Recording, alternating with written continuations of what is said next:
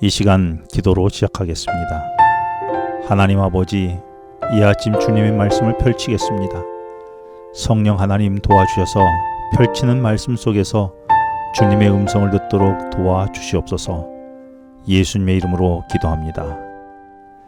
오늘 말씀은 출애굽기 12장 37절로 51절까지 말씀입니다. 드디어 이스라엘 백성은 애굽에 열재앙이 있은 후 바로의 명령으로 출애굽하게 됩니다. 이때의 상황을 37절에서 이스라엘 자손이 라암셋을 떠나 숫곳에 이르렀다라고 말합니다.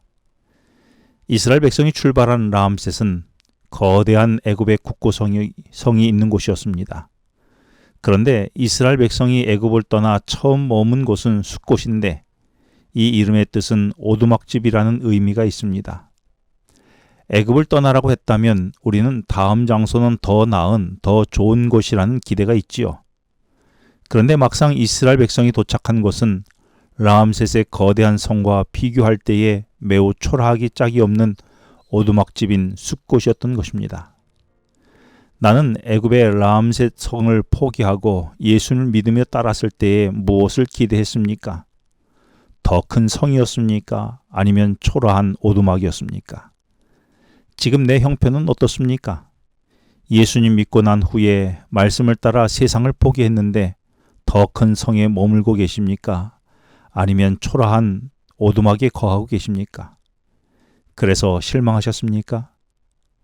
그런데 라암셋을 떠나는 것은 어떤 의미가 있는 것일까요? 사실 라암셋 국고성은 이스라엘 백성들이 노예로 있으면서 그들의 땀과 수고와 고생으로 지은 성이었습니다. 그래서 좀 더 정신 차리고 생각해보면 노예로 궁궐 같은 집에서 사는 것보다는 주인으로서 당당하게 자유롭게 오두막에서 사는 것이 더 큰 행복이 아닐까요?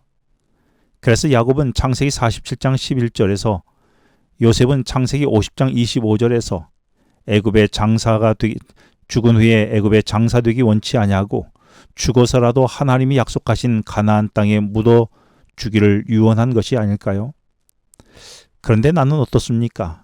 자주 궁궐 같은 곳에서 노예로 사는 삶을 더 그리워하지는 않습니까?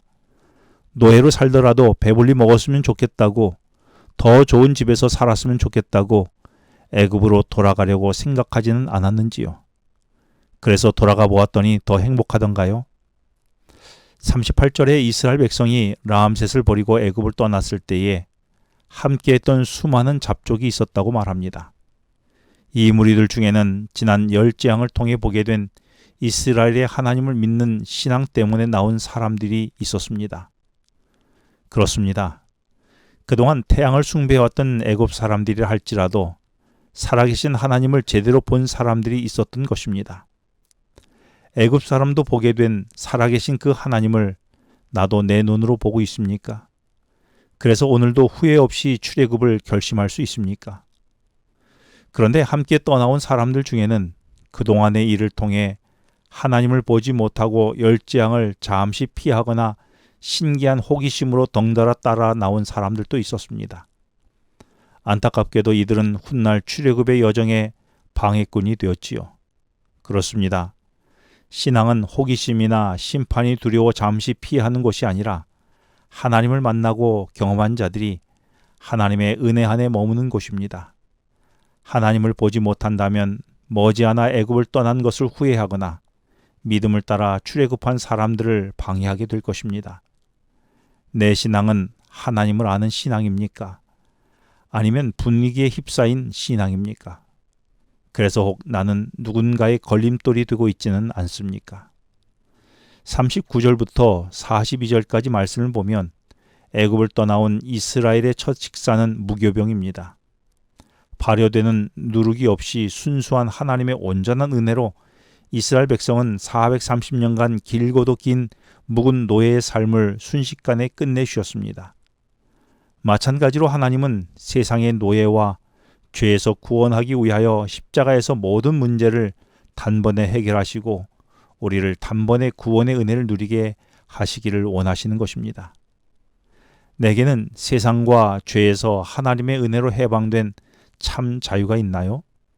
진리이신 하나님의 자유케 하심을 자유케 하심이 오늘 경험되는 하루가 되기를 바랍니다. 43절부터 출애굽할 때 있었던 구원의 경험을 기억하는 유월절을 지키는 것에 대한 규례가 나옵니다.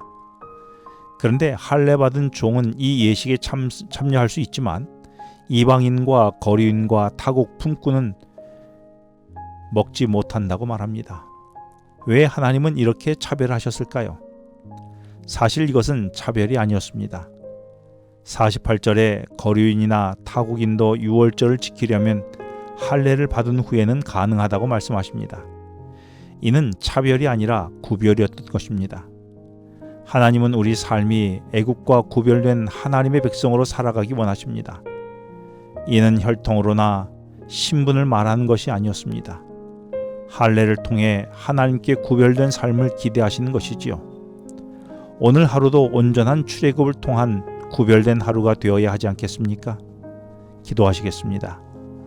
하나님 아버지, 궁궐 같은 라암셋을 그리워하지 않고 오두막이라도 하나님의 자녀로 살아가는 구별된 삶에 만족하고 하나님을 온전히 아는 오늘이 되게 하여 주시옵소서.